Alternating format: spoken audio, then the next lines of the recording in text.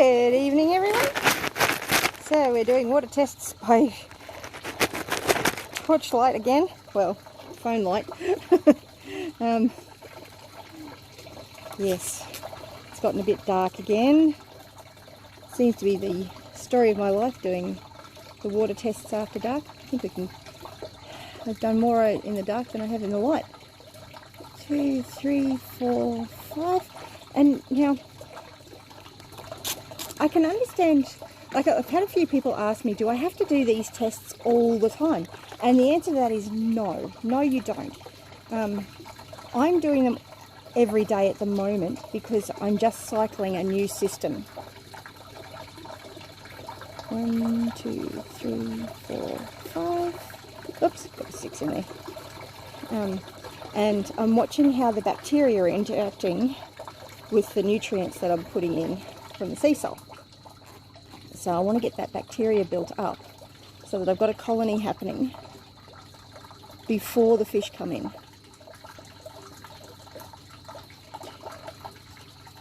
4, 5, 6, 7, 8. Because once the fish come in, they need the ammonia level to not get too high. So they really need a really healthy bacterial colony in there to actually deal with all the ammonia. 2, 3, 4, 5, 6, 7, 8. So it's really, really important. You can actually have all sorts of problems when you have ammonia spikes, which can happen if feeding regimes change at all, the amount of fish you've got change. 1, 2, 3, 4, 5, 6, 7, 8, 9, 10. Oops, that was closer to 11. I'll leave a link up above. Oh, actually, no, I can't because it's a members video. Rob Bob's recently had a problem with his system where he ran out of fish food over Christmas and he cut down the fish's food ration, and which therefore created a drop in bacteria, which he then got food for the fish and didn't think about the bacterial colony. 2, 3, 4, 5, 6, 7, 8, 9, 10. Which honestly I probably wouldn't have either. I've done that before as well. So he totally forgot about the bacterial colony and that it would have decreased with the amount of time that he was doing the lower feed for. And then when he increased the feed, there wasn't enough bacteria in there to deal with it. So the pH is definitely going in the right direction. Looks like it's probably around a 7.8 at the moment because we're using the high pH test.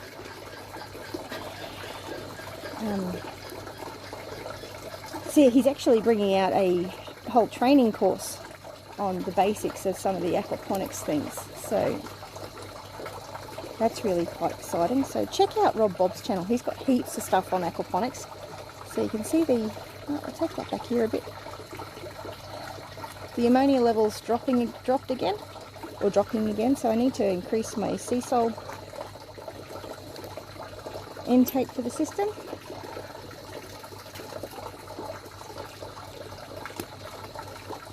So next we've got the nitrite. Oh, the nitrite is, I think it's starting to go up.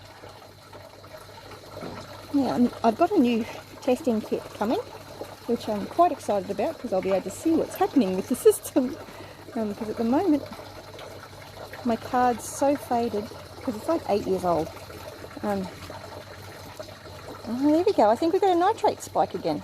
So that is really good. That is a really good sign. So that's showing a bit of a cycle happening. So I'm really pleased with that. That tells me that the system is starting to cycle, which means the bacteria is doing their job, which actually I was fairly sure they were doing, but it's always nice to see it. So you see the ammonia drop and the nitrite drop, and then the nitrate spike.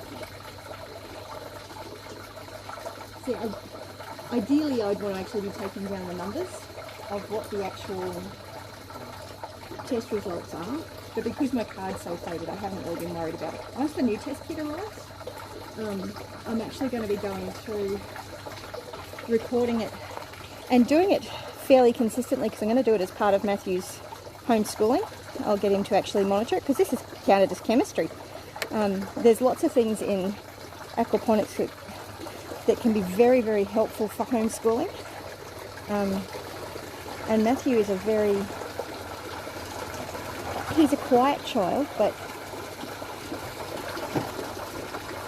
he's a little bit hard to engage in academic stuff. Let's put it that way.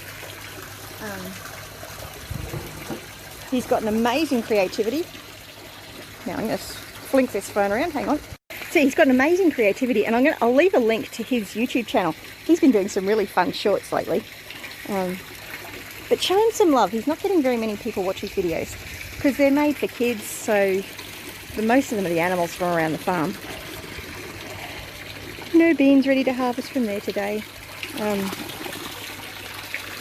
Yeah, he's got a real interest in making videos, and he has a real creativity and some lovely stories he comes up with. Look at Chloe, it's going so well. And I still haven't planted this poor lemon tree, nor have I gotten to any more plants. Time and energy, actually. I've been really not feeling all that great today. But part of the course, I guess, and we'll get there. Eventually we'll get there. The spinach isn't looking real great. I wonder how the strawberries are going. Well, the strawberries are looking a bit sad. I'm wondering if they're not quite getting down into the water level. Well, they should be. Yeah, no, they go, because the rocks... Sorry. The rocks are wet down there, so the strawberries have definitely got roots in contact with the water frequently. Not constantly, but frequently. It's just the stress of being moved. Would have been a fair bit on them. They should recover. And if they don't, they don't. It's not tragic. So yes. But yeah, that's the update for today. I hope everybody's happy and well and healthy. It looks like my poor blood orange has been eaten by something. Dear.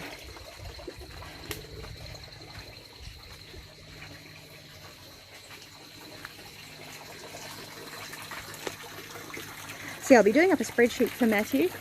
Well, actually, I'll be teaching Matthew how to do a spreadsheet and making up videos for that on one of my other channels. Yes, it's lost half its leaf. Something's eaten it. Oh, like that. Poor blood orange hasn't got enough problems. Anyway, what can you do? I could probably spray it with something, but I don't like spraying anything with anything in the aquaponics. Although there are some safe sprays. Oh, look at that! Hey! Oh, something's been eating it. That is our first cucumber since we've moved the system. Well, it's been eaten by something. I don't know what. I might have to encourage the cats to come around here more often. I hope I don't lose too many things to being eaten. Although I probably should have picked that one yesterday, but I didn't even see it yesterday. Did you see that one yesterday? Or the day before? I didn't even see that one growing. I knew that one was there, and I've been watching it. I don't think that one's actually going to get any bigger. I'm going to pick that one. I'm going to give that one to the chickens. I'll probably give both of those to the chickens, actually. They don't get into the shed wars weigh-ins. Ah, well, that's a decent-sized cucumber too. Anyway, you have a great one, and I'll catch you in the next video. Bless you.